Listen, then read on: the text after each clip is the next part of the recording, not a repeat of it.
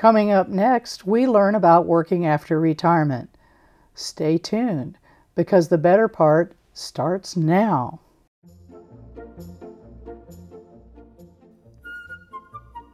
Welcome to The Better Part, a program that encompasses a diverse spectrum of topics important to our community, which we hope will both inform and entertain you. We invite you to sit back and enjoy the program.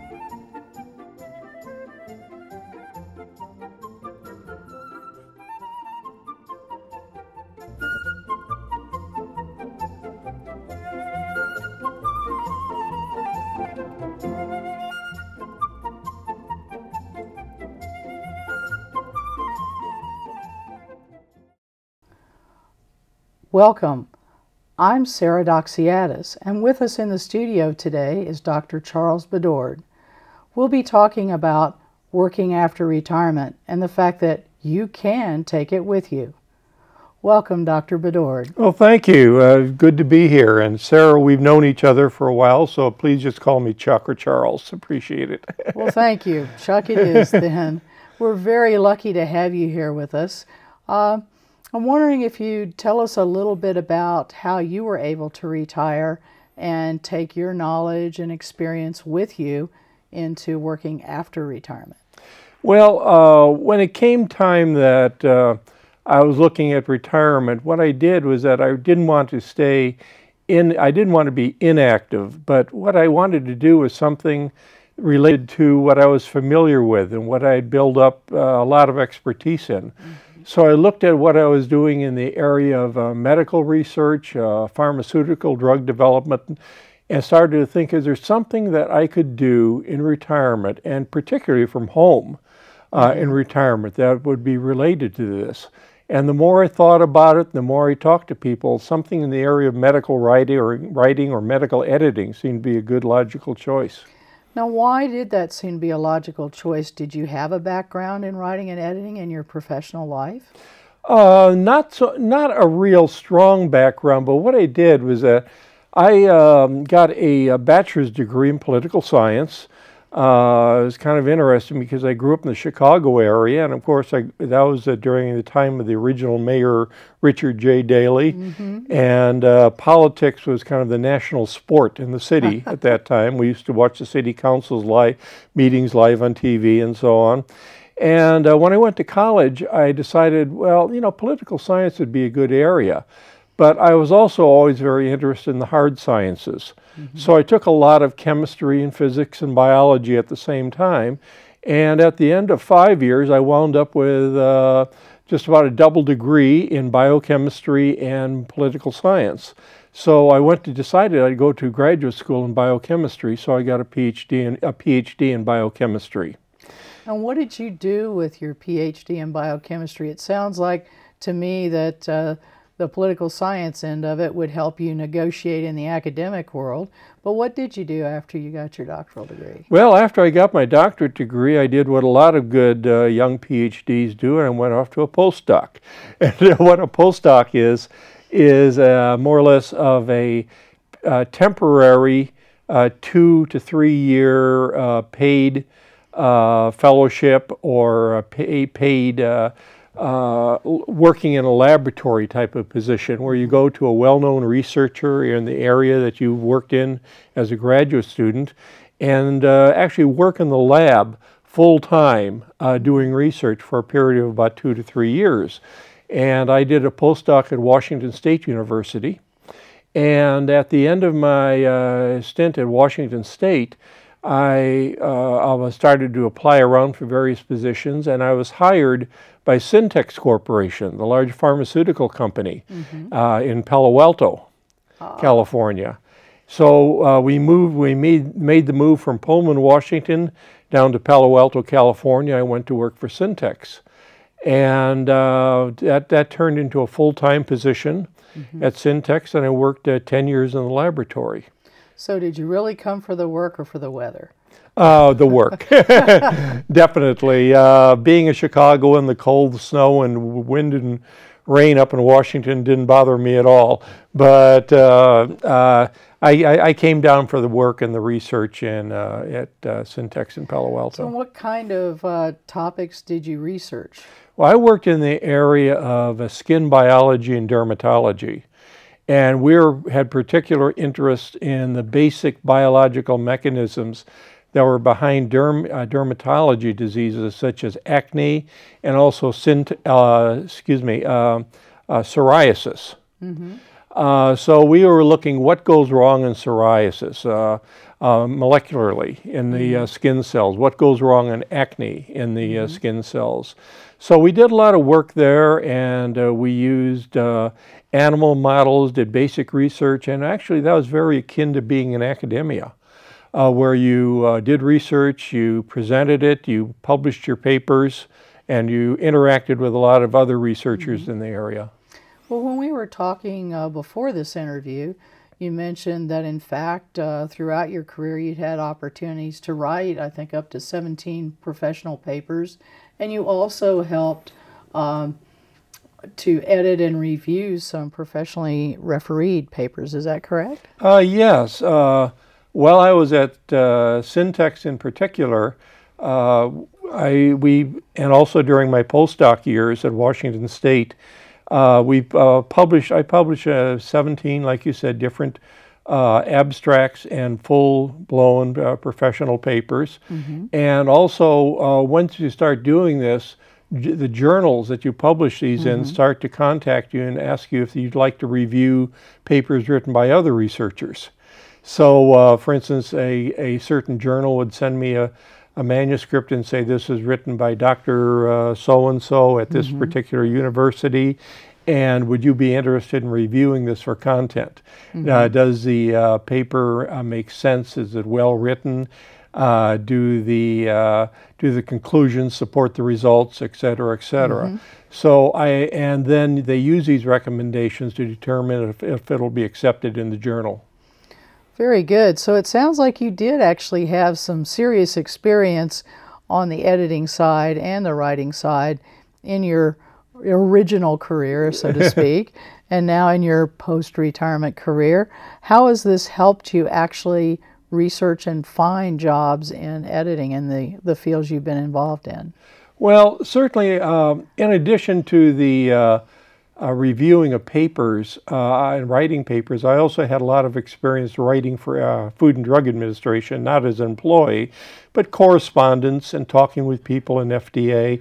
So you kind of get to know, for want of a better word, the jargon or the language that's used in the area of biochemistry and especially biomedical research. So you get to know the types of the language that's used, you get to know the journals that are read, how these papers are written, and who the players are as far as the editors of various journals and so on. So it gives you a broad overview, a background in these types of areas. Well, that certainly sets a good foundation for understanding why you were so attracted to the area. So what happened? What steps did you go through to start your new career in editing? Well, after I decided to retire from Roche Pharmaceuticals, what I did was that, actually prior to that, I joined the American Medical Writers Association, and or what we call the acronym is AMWA. Okay. And I attended some of their meetings, and they talked a lot about editing and various aspects of writing. So I decided to go ahead and examine their website. Their website posts many employment opportunities in these areas. Also, there's a couple sites called, one is Flex Jobs, another is Virtual Vocations, which also posts a number of different types of positions in editing and writing. So I started looking around for these types, and there was one that turned up on the AMO website for a company in Korea. Oh. And I decided to go ahead and apply for that particular job. And I went through a series of tests in writing and editing, and I got the job. And that was my first foray into post-retirement work as far as a medical editor. So what is the process you go through in actually editing an article? Well, the first thing that you go through, of course, is just read the title and say, do I know something about this area? Is this area within my realm of expertise at all? Do I have some background in this area? Second of all, you want to look at the manuscript and say, is this manuscript capable? Can you edit it? I mean, is it something that you think you can deal with, that you understand the phraseology that's used and the words that are used well enough so you can actually take this on as assignment? If not, you probably are best not tying into it. However, if you can, then you essentially, I do a series of 3 different edits. One is kind of a quick edit where I go through the paper and pick out the obvious things that need to be changed. The second line is a more detailed edit where I go through the paper again and much more slowly, and I make a second round of changes. And then I go through a third time. The first 2 rounds of edit are done on the screen. Ah, okay. Okay, so I don't print out the hard copy. I just do the editing on the screen. The third round of editing, I actually print out the hard copy. And it's amazing how many things that you wind up changing in that hard copy edit. So I go through again very closely on the third round of edit and make any final last changes there. Also, you look for things that you don't pick up on the screen, like differences in spacing and so on between words, and make my final corrections there. So then I return the manuscript online. All this work is done online. My assignments come in online. My assignments go back to the companies or our authors online. Okay. So do you always correspond with the authors directly, or do you sometimes go through the a big company that has several authors working for them? In my you can do this both ways. I tend to work through companies that specialize in medical editing, and these companies are located all over the world.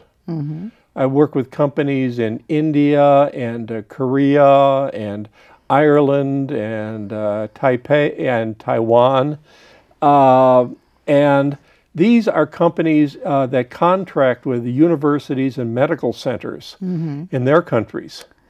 And they, what happens is that they say a researcher in a medical center in Korea will write a paper. They want to get it published in an American journal. And they will send it to this company for editing. Okay, the company will send the paper to me.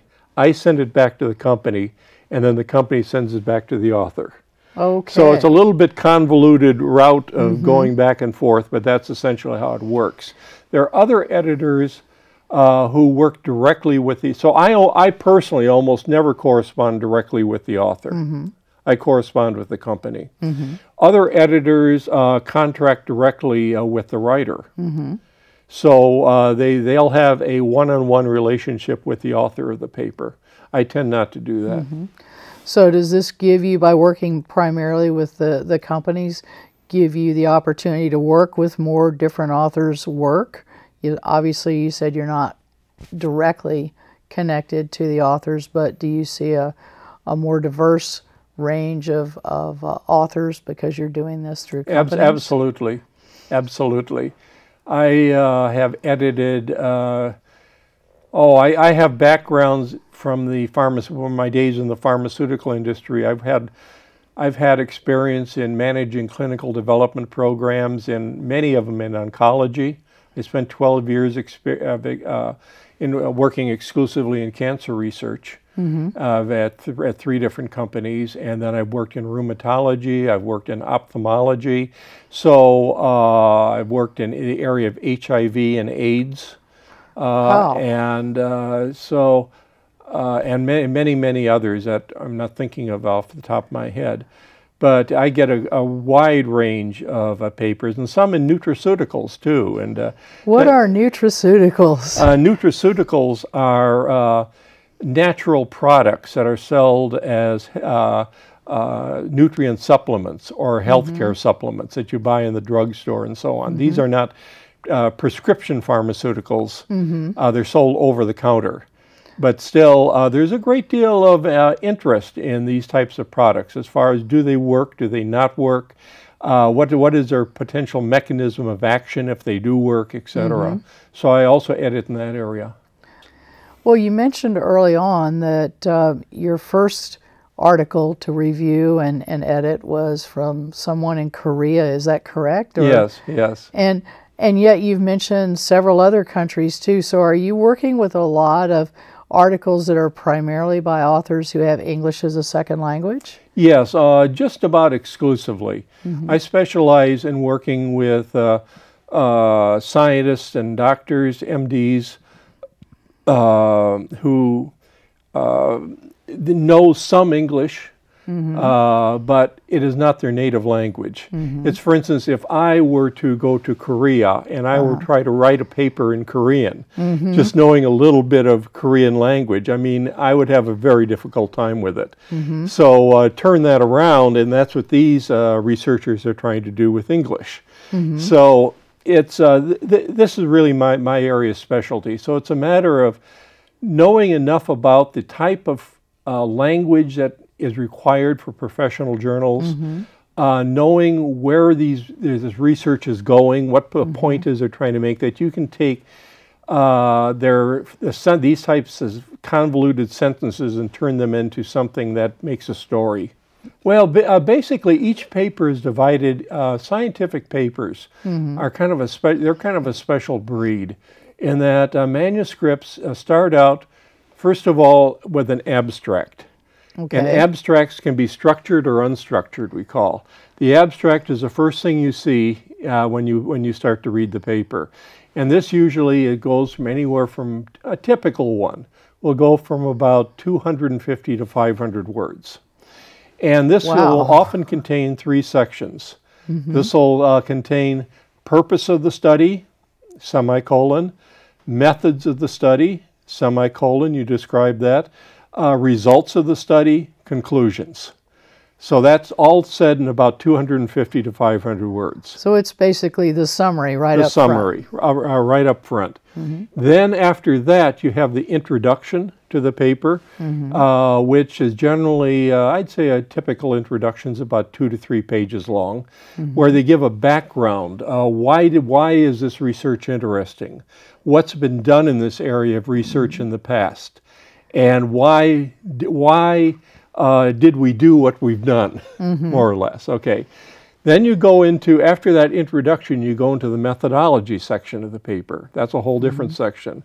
And there they'll have patient, let's say if it's a clinical paper, they'll have patient selection. How were the patients selected? What types of patients were selected? What were the exclusion criteria for patient selections? Then you'll have, were there special types of equipment used? And who manufactured this equipment, in what country, and so on. Wow, I didn't realize it got that specific. Yes, it did. That's very, very important to know what type of equipment was used for data analysis and for clinical studies. And then you will have a section where they'll have the sources of, let's say, within the methods section, you'll have another portion in there which will refer to the types of assays used. You know, like cell mobility was used using this type of an assay. Cell death was measured using this type of an assay, etc. And they'll be very detailed in what methods are used. Then they'll have a results section. A results section might be a couple pages. This is what we found.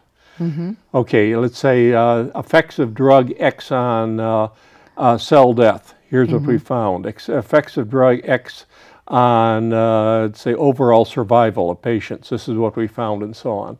And then you'll have a discussion section. Whoa. And the discussion section will more or less tie everything together.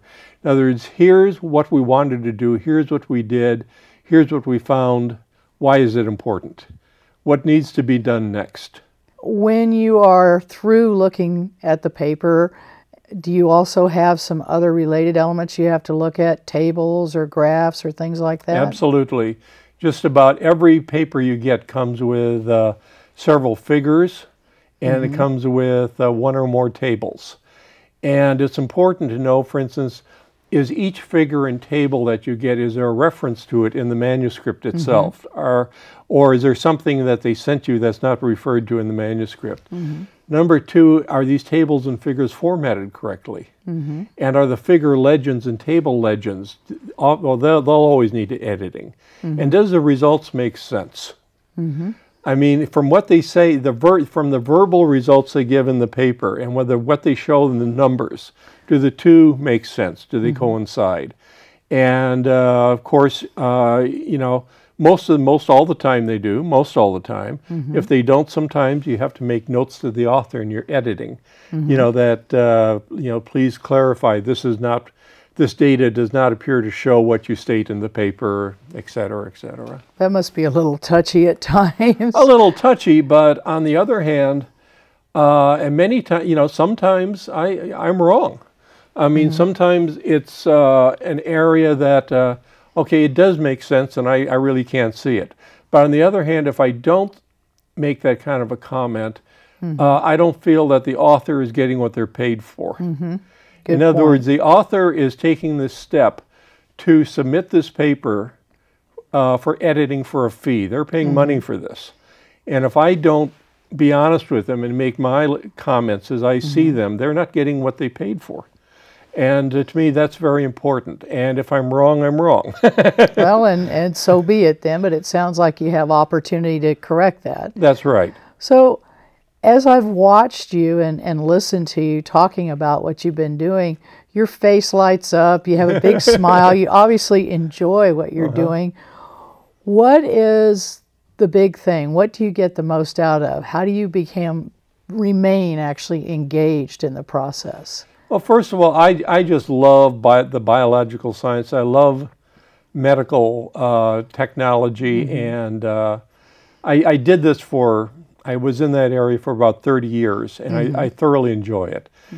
Also, I feel that I'm helping someone. I mean, I would hate to write a paper in English and try to, you know, if I knew a little Italian, I would hate to try to write a paper in Italian and have it published in an Italian journal. So I know I kind of understand what some of these authors in other countries are experiencing, and they try to have their paper published in an English-speaking journal. So I feel that I'm doing a service, and also it's an area that I've got a good background in and I really enjoy. And it sounds like, too, that you enjoy the challenge of making everything work out. It's a puzzle. Every paper I get, I kind of look at as, okay, this is a puzzle. This is something, you've got all these pieces laying around now, put it together and make a story out of it, make it sing. And this is something I find challenging and rewarding, yes.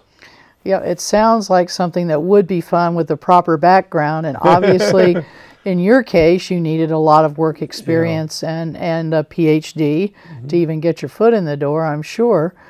But what can we offer to our viewers as some tips in case they want to get into the area of medical editing or just editing in general? Some things you might recommend. Well, as far as medical editing goes, I think if you do not have the PhD, I think the best way to get into that area is try to develop a relationship with an investigator who you might know personally. Let's say an investigator at a local university in the Bay Area would be an example. Volunteer to read through his paper or her paper and make some comments. Just offer and volunteer. And if you make some valuable comments, they'll ask you to read through another paper. And somewhere down the line, you know, you might be referred to other people to look at their papers, and one of these people may pay you to do it. So that's a way of getting into medical area if you don't have a PhD. Also, by all means, attend, if you want to do this, try to attend a meeting or a conference in this area.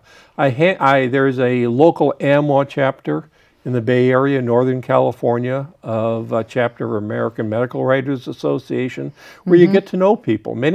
Some of these people do not have PhDs, and they know how to get started in that area without the doctorate degree, and they can possibly refer you to people to contact.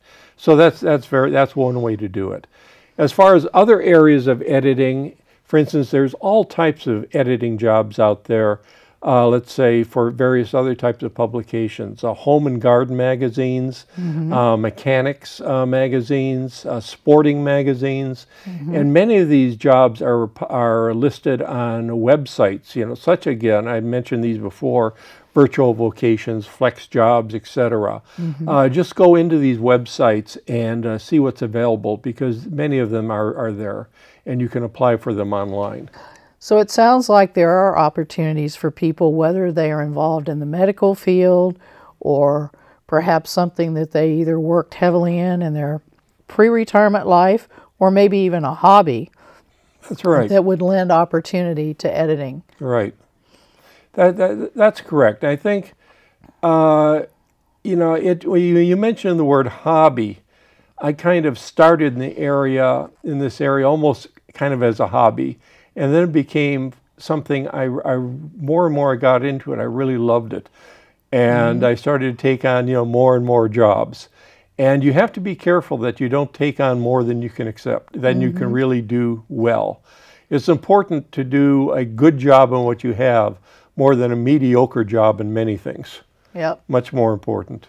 So it sounds like this is something you're going to continue doing for a while because you do enjoy it. Oh, I thoroughly do, yes. So I assume that it's something that you enjoy, keeps you busy, a little bit more than busy from the hearing of it, and something that maybe adds a little something to your retirement experience, so you can do some things you might not have been able to do otherwise. And again, for people who are retiring, I would give them the advice in that if they want to do some work after they retire, look to see what you've been doing before you retired. What were you good at? What did you enjoy in your job? And is there some way that you can take that with you into retirement and perhaps work from home? It may not be obvious at first, but if you look hard enough, there might be something there. Thanks again so much for joining us here on The Better Part. And I look forward to talking to you some more about these things. I might want to get into that myself. Thank you very much. Thank you. We hope you found today as enjoyable and interesting as we did. If you'd like to see more, please join us on YouTube.